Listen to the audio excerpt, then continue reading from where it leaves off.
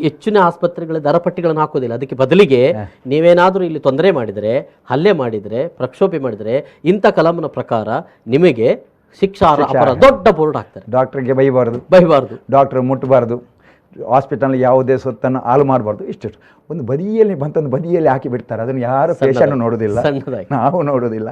ಆದರೆ ನಮಗೆ ಹೋಗಿ ಇದು ಅತ್ತೆ ಮನೆ ಹಾಗೆ ಆಗಿದೆ. ಅದೇ ನಾವು ಹೇಳಿದ ನಂತರ 100ಕ್ಕೆ ನಾವೇನು ನೇರವಾಗಿ ನಮ್ಮ ಆರೋಗ್ಯ ಮಿತ್ರ ಹತ್ರ ಕೇಳ್ತೇನೆ, ನೋಡ್ರಪ್ಪ ಅವ್ರದ್ದು ಬಿಲ್ ಎಷ್ಟಾಗಿದೆ, ಏನು ಸಮಸ್ಯೆ, ಈಗ ಎಷ್ಟು ಜನ ಇದ್ದಾರೆ, ಈಗೆಲ್ಲ ನಾವು ವಿಚಾರಿಸ್ತೇವೆ.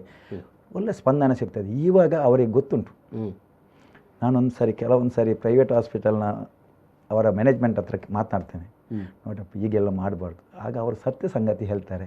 ನೋಡಿ, ಹಿಂದೆಲ್ಲ ಸಾವಿರಾರು ಪೇಷಂಟ್ ಬರ್ತಾ ಇದ್ದರು, ಈಗ 5% ಪೇಷಂಟ್ ಆಸ್ಪತ್ರೆಗೆ ಬರೋದಿಲ್ಲ. ಸತ್ಯವಾಗಿ ಕೊರೋನಾ ಪೇಷಂಟ್ ಬಿಟ್ಟು ಬೇರೆ ಪೇಷಂಟ್ ಬರುವುದಿಲ್ಲ. ಆಸ್ಪತ್ರೆಗೆ ಹೋಗುದು ಅಂತ ಹೇಳಿದ್ರೆ ಹೆದರಿಕೆ ಆಗಿದೆ, ರೋಗದಿಂದ ಅಲ್ಲ, ಆಸ್ಪತ್ರೆ ವ್ಯವಸ್ಥೆಗಳು ಬರೋದಿಲ್ಲ. ಇವಾಗ ಬಿಲ್ಲಿದ್ದು ನೀವು ಆಯುಷ್ಮಾನದ ಹೇಳಿದ್ರಿ, ಈ ಆಯುಷ್ಮಾನ ಬರಲಿ ಅಂತ ಕೆಲವೊಂದು ಹಾಸ್ಪಿಟಲ್ನವರು ಈ ರೀತಿ ಅವರಿಗೆ ಟಾರ್ಚರ್ ಕೊಟ್ಟಿದ್ದಾರೆ. 100ಕ್ಕೆ 100 ಟಾರ್ಚರ್ ಕೊಟ್ಟಿದ್ದಾರೆ. ನಾವು ಪ್ರವೇಶ ಆದ ನಂತರ 1 ಪೈಸೆ ಕೂಡ ಬಿಲ್ ಇಲ್ಲದೆ ಡೆಡ್ ಬಾಡಿ ಕೊಂಡೋಗ್ಲಿಕ್ಕೆ ಸರ್ಕಾರದ ಲೆಕ್ಕದಲ್ಲಿ, ಪ್ರೈವೇಟ್ ಸಂಘ ಸಂಸ್ಥೆಯವರ ಲೆಕ್ಕದಲ್ಲಿ ಆ್ಯಂಬುಲೆನ್ಸ್ ಇದೆ. ಇವಾಗ ಒಬ್ಬರಿಗಿಂತ ಒಬ್ಬರು ಮಿಗಿಲಾಗಿ ನಾವು ಶವ ಸಂಸ್ಕಾರ ಮಾಡ್ತೇವೆ ಅಂತ ಮುಂದೆ ಬಂದು ಶವ ಸಂಸ್ಕಾರ ಮಾಡೋದು, ಆ ಸಮಾಜ ಸೇವೆ ನೋಡುವಾಗ ನಮಗೂ ಖುಷಿ ಆಗ್ತದೆ.